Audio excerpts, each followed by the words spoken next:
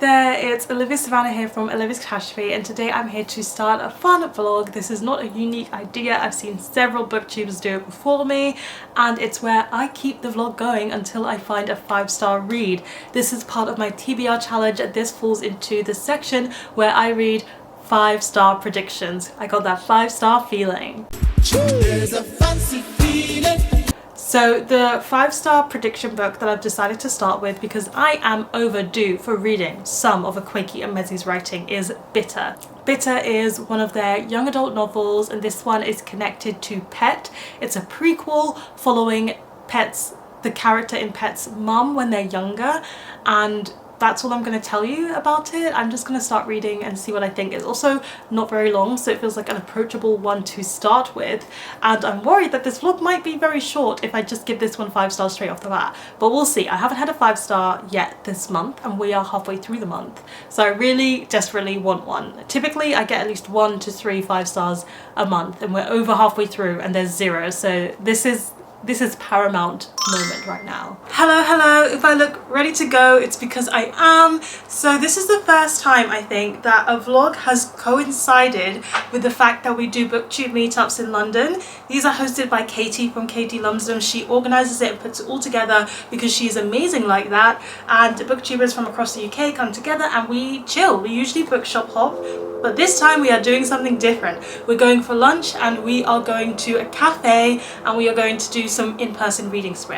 I always find them so fun because I get to see some of my booktube friends that I talk to online in person, which is really nice. The last one was up in North England. Unfortunately I couldn't make it, but I hope everybody had fun. It looked really great and it meant that different booktubers could make it, but now that it's in my home turf in London, I absolutely have to go. And the book that I'm bringing for the reading sprints is Bitter by Akwaeke Emezi, because that is the book I'm reading for this vlog, and so far I've only read 25 pages and it kind of shocked me. I remember when Pet came out, people were talking about how it's definitely not middle grade, it has to be mature young adult because it's got swearing in it and it's got different things in it, and I didn't really think about that at all. But I think now my reading of middle grade and young adult has shifted a little bit, and I'm a bit more aware of like swearing in them or what their themes are, or whether it's I have a better understanding of the differentiation between middle grade and young adult. So what I would say with Bitter is that it's definitely mature young adult, because there is a lot of swearing in it. There is like smoking, there's drinking, there's 17, and I'm liking it. I like the characters that we've met, the world building is set up, and it's already spitting a lot of facts about greedy millionaires and capitalism and racism and police brutality. So it tackles some of those really big themes. It's introduced them, but it hasn't, you know, done anything with them yet, and we've seen that our main character here, who is called Bitter, has the ability to bring her sketches and her paintings to life, and that's something that's comforted her during her tough foster home past. That's all we get as the introduction. I'm not into the plot yet, but we'll see where it goes. Also, this one is queer, so it's black, it's queer, and I'm enjoying it so far.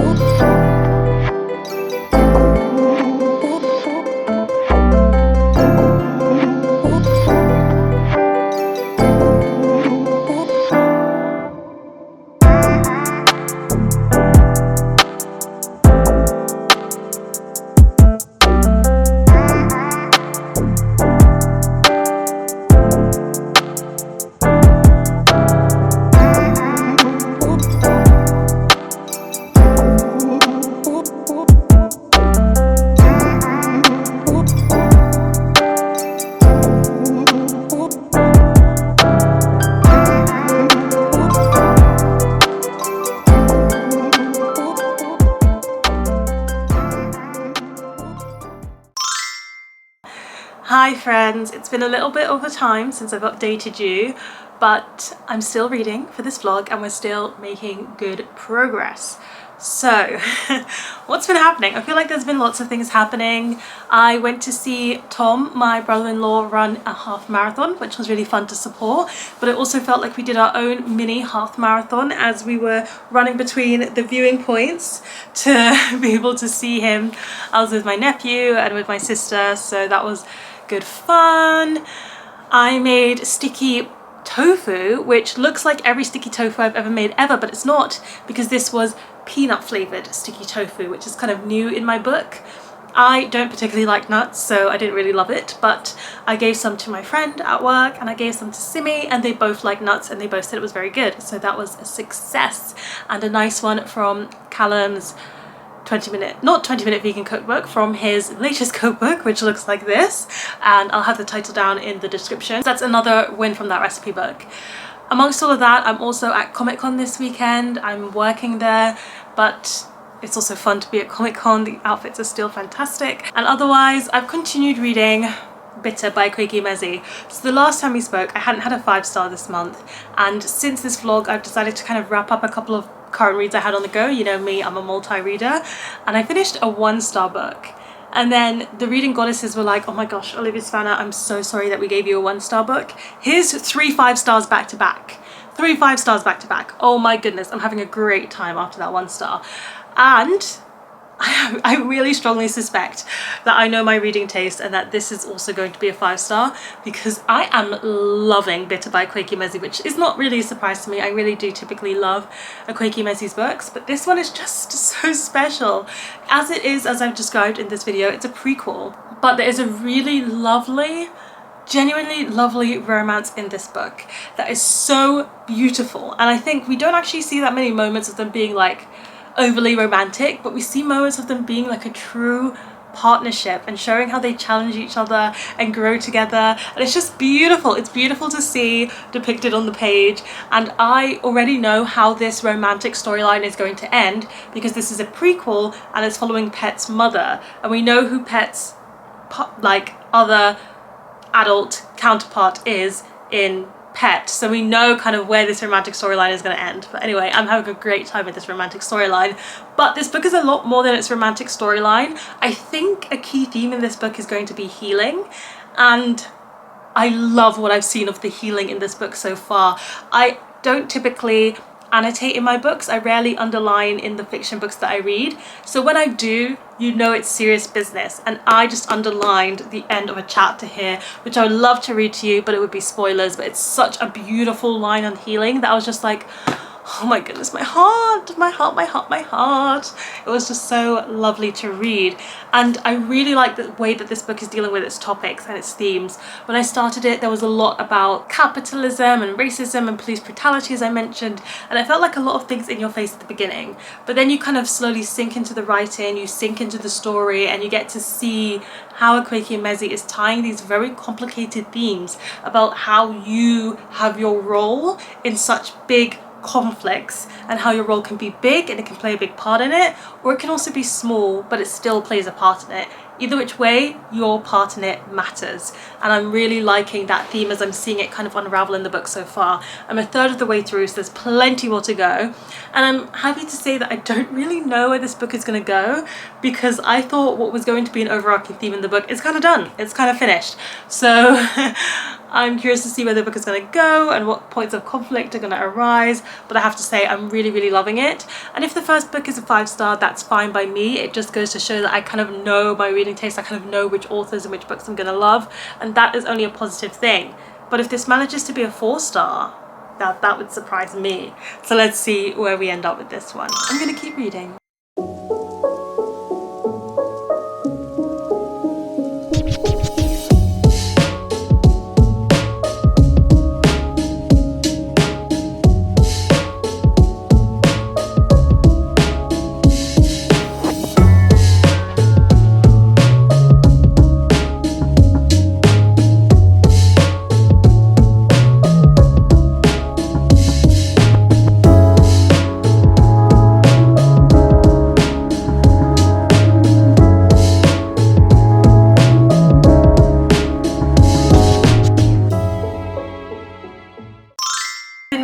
bitter and I've been really enjoying it. Comic-Con has happened, it has gone, it was great, but it was also exhausting kind of working for 3 days back to back. I had 1 day of bank holiday and then I was ill for like 1.5 days. But I feel like I'm recovering, or have recovered, and I've been saving reading bitters so that I can give you an update rather than not feel great on camera. And I'm really enjoying it. I think the themes and where this story is going has very much kicked in now, so I kind of see the point of the book, but I think everything that it did up until this point was very much gearing us up along this path and building in a way that it needed to. And now I feel like it's very focused on what is justice, and yes, what is justice? What is mercy? What is justice when people have done you wrong? What should be the repercussions for those actions? That's kind of where this book is. Don't really want to say too much, but I feel like I've got, let's see, about 100 pages left. And I know this video is supposed to be like, I keep on the blog going until I find a 5-star read. I strongly suspect this is going to be a 5-star read. I'm not surprised. If you are doing a vlog like this and you're doing it using a 5-star predictions, of course you're going to find a 5-star, hopefully sooner rather than later if you know your reading taste. So I think this is going to be a 5-star, so that means I'm going to, you know, choose a tea from the tea advent calendar now that we're almost towards the end of this book, just to be on the safe side. And if I have to read another book, then that means that we've got more time. Now this advent calendar, I know the number that we need now is 14, so we will find 14, it's on the front. If this advent calendar is not nice to me, I will be so angry because it's been giving me a lot of misses lately and I don't deserve that in my life. Oh, this is not a miss. Okay, lovely. So I've got a Tea Pigs limited edition here and it's called Gingerbread. Ooh, oh my gosh, even though it's outside of the, I could just sniff this all day. Even though it's outside of the tea bag, it smells like gingerbread through and through. Oh, delicious. Okay, so it says here, fun fact, in Germany in the 17th century, only professional gingerbread bakers were allowed to bake this treat all year round. You had to be a professional. Let's see what it's got to say about this tea bag. Whether you prefer your gingerbread shaped like a house or a teeny tiny person, you'll love our take on the festive classic, drawing on an army of spices and the natural sweetness of licorice root. I cannot make this up. I cannot make this up. Oh my gosh. I just have trauma flashbacks to every time there's been licorice root in a tea. Oh my goodness. This blend delivers all the gingerbread goodness you know and love, but only 3 calories a cup. Louise has signed this off again. Can you read that? Louise, what are you doing, Louise? Okay, listen. Even though it said something about licorice root, it does still smell like the most delicious gingerbread ever, so I am crossing my fingers and I am hoping to the goddesses of tea that this will taste like gingerbread and be as good as I want it to be. No licorice flavours, please! I can't take it anymore. So let's make some tea and read some more of the book.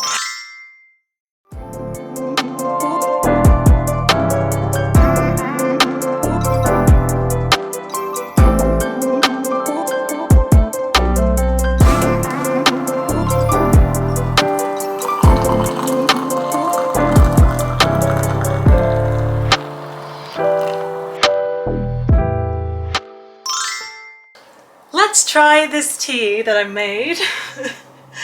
So this is the gingerbread flavoured tea and it smells divine. It smells like gingerbread. It's been stewing, I've been excited. Even the licorice added flavour to it is not making me nervous, so let's go.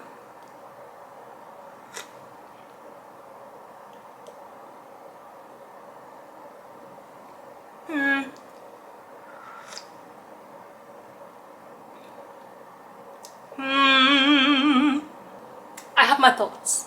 I can vibe with this. I can vibe with it. So it tastes like gingerbread, but the licorice is a little bit strong. It's a little bit, it's just a tiny bit too strong for me. I would prefer if there was less licorice in it, or if there was no licorice at all, and then I think it could taste really nice and gingery. But it could do with a bit more ginger and a little bit less licorice in this gingerbread flavoured tea. Okay, so I will finish that, but I also want to tell you my final thoughts on Bitter by Kweki Mezi, because I finished reading this yesterday on my Patreon reading sprints, and I have to say the ending was very, very interesting. I feel like in those last 100 pages this kind of just went in a direction that I didn't expect, and I wouldn't say it's because the book is unpredictable, it's just that it kept building and building and building without us really knowing where it's going to, even though I still felt guided. And it did things that I thought it wouldn't do. It just did things that I thought it wouldn't do, and it dug in there deep for the teenagers, which I appreciate. There's some disability representation in here. I think that's handled very well. There's so much black culture in here. I think it's handled exceptionally well as well. And I really like how Quakey Mezi just always blends some spirituality and also just like a combination of spirituality and culture and very good messages in their work. So this was very good. I was satisfied by the ending. I really liked the way that the couple in this communicated all the way through it. It showed that you can communicate clearly, but you can still have struggles. It showed the importance of friendship. It showed the importance of art and the importance of protest. There is only one thing which I'm just not sure what this message is trying to get at, and I discussed it with my sister, because they do something in this and it's seen as kind of part of the plot, but the message can be very misconstrued that what they did was a good thing or is the way that things should be done, and I just don't agree with that. And the book is very balanced. It shows how not everybody agrees with all the actions that happen in the book, but then I'm thinking, like, if the actions had X consequences, what does that mean? I just was trying to think, like, what does this mean? And if a book has got me thinking about it, deeply analysing it, then you know that it's very good. So no surprises here. As I predicted, I gave this book 5 stars. It's so, the vlog doesn't finish until I find a 5-star vlog idea is done after the first book, because I chose for my 5-star predictions on my shelf, and so the first one was a 5-star prediction. Like, we all knew this was gonna happen when I chose a Quakey Mezi read as my first one. So there you have it. You've reached the end of the vlog. I hope you enjoyed it. Please let me know if you want me to kind of do this again, but then I cannot choose from my 5-star predictions to make it a bit more, I don't know, unpredictable. Please let me know in the comment section down below, what was the last book that you gave 5 stars to, that you absolutely loved. Give this video a thumbs up if you enjoyed it, hit the subscribe button if you want to see more, and don't forget to hit that notification bell to be updated every time I have a new video. And you know what they say, onwards and upwards. Excelsior!